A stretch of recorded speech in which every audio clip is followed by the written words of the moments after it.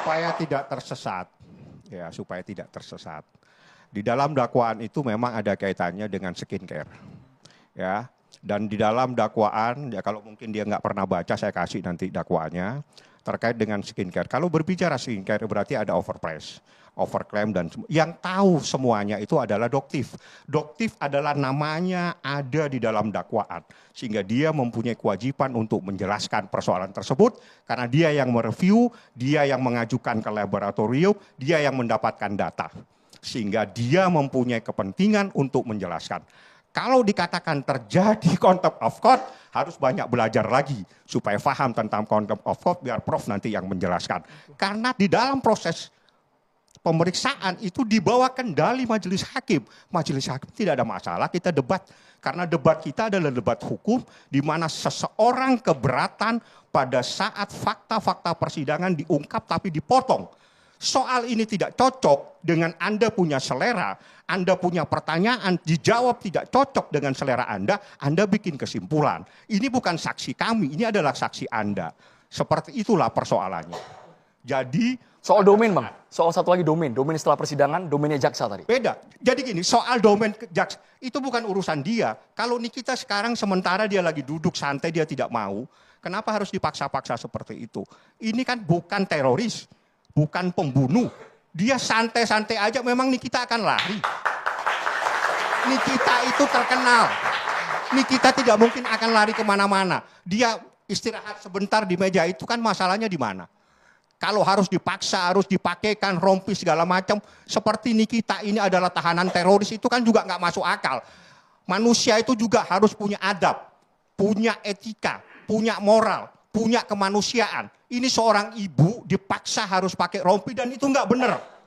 Kalau dia memasangkan rompi itu di luar pintu, itu ada pintu, belakang Anda ada pintu. Di luar pintu itu benar yang dilakukan oleh jaksa.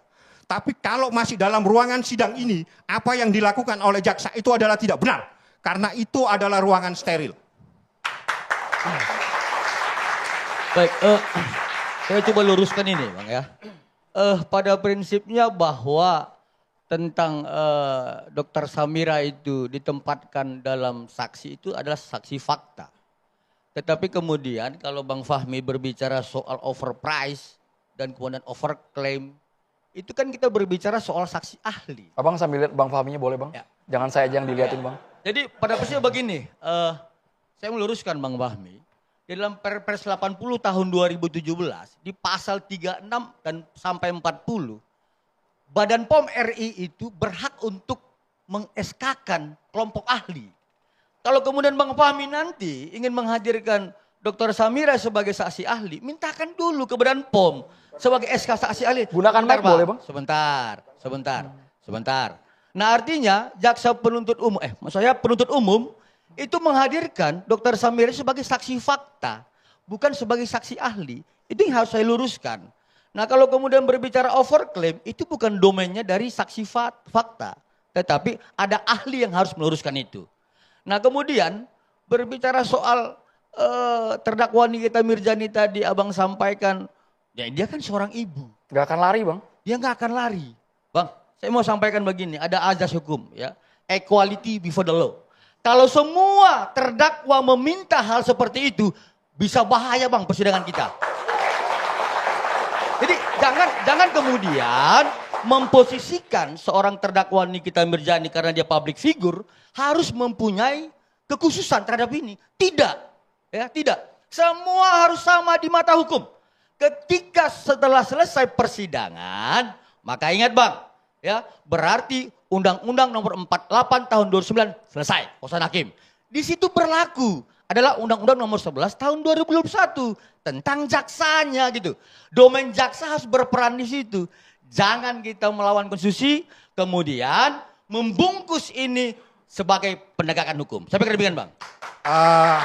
Kayaknya rekan saya ini tidak bisa membedakan apa yang saya katakan. Itu dalam ruangan sidang. Artinya kalau ruangan sidang itu ruangan steril. Jaksa tidak boleh seperti itu. Kalau pintunya sudah dibuka, itu ada pintu tuh. Silakan setelah pintu itu menjadi kewenangan jaksa. Itu masih ruangan steril. Prof bisa menjelaskan. Kalau ruangan steril tidak ada satupun manusia boleh memborgol, memasangkan apapun tidak boleh dalam ruangan steril. Itu yang harus dibedakan. Kalau tidak bisa membedakan mana ruangan steril, mana ruangan yang tidak steril, itu ruangan steril. Ruangan yang tidak boleh walaupun jaksa siapapun tidak boleh memakaikan borgol, tidak boleh memakaikan rompi. Karena itu adalah ruangan yang steril, ruangan yang harus dihormati. Itu adalah ruangan sidang. Kalau membedakan ini saja tidak bisa, kasihan masyarakat yang mendengarkan saat ini. Kalau tidak bisa membedakan ini ruangan apa, kasihan masyarakat. Tolong Anda belajar dulu bisa membedakan ini ruangan apa. Bapak ini berdua hadir kan? Bapak berdua hadir langsung iya, kan? Loh, saya yang mendampingi langsung. Bang Julianus lihat kan ruangannya? Tidak tahu. Jadi kalau tidak bisa membedakan ini ruangan apa, ini ruangan sidang. Kalau ruangan sidang itu ruangan steril. Setelah pintu itu menjadi kewenangan jaksa. Mau diborgol, mau dipegangin banyak orang perempuan, silakan. Tapi kalau masih ruangan ini adalah ruangan steril, hormati. Itu marwah pengadilan. Kendali penuh majelis hakim. Kendali penuh majelis hakim. Ruangan sidang itu. Okay. Itu ruang sidang.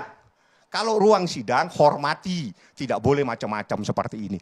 Pintu, itu ada pintu. Setelah pintu, silakan. Mau diborgol, mau dipegang, mau banyak ibu-ibu megang Nikita, silakan. Oke, Bang Julianus singkat Bang, dijawab dulu Bang.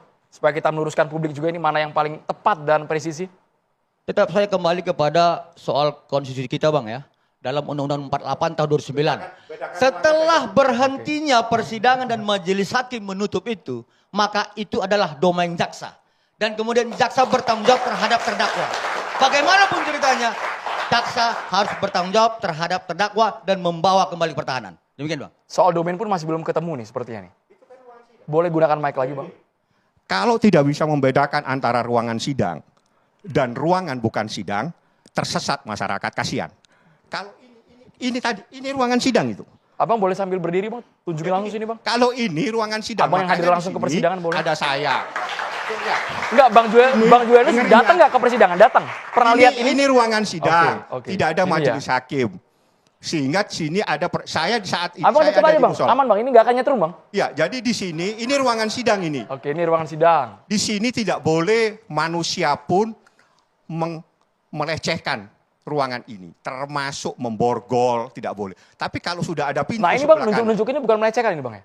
Nggak ada, ini kan lagi ada kita ya? tunjuk-tunjuk mereka. Ini debat aja nih, debat Ini biasa. Debat aja biasa. Ini sudah selesai sidang ini. Debatnya apa Sudah Bang? selesai. Coba diulang Bang supaya masyarakat tahu Bang. Pada saat dia memaksakan untuk memasangkan itu baju, kita keberatan.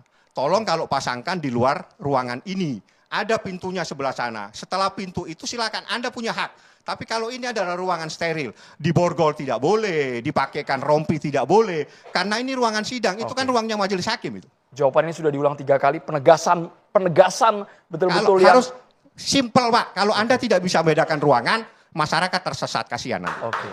Ini pertanyaan ditujukan kepada Julianus Pak ya, bukan saya ya Pak Julianus. Ini soal ruangan pun dianggap tidak bisa membedakan Pak Julianus. Kasihan nanti masyarakat.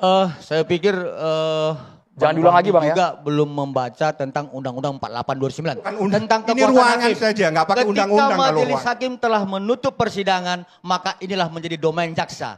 Karena apa? Karena jaksa melihat adanya potensi terdakwa ini akan melawan. Sehingga dia akan mengambil suatu tindakan yang harus memaksa terhadap terdakwa. Seperti itu. Kita belum masuk ke substansi apa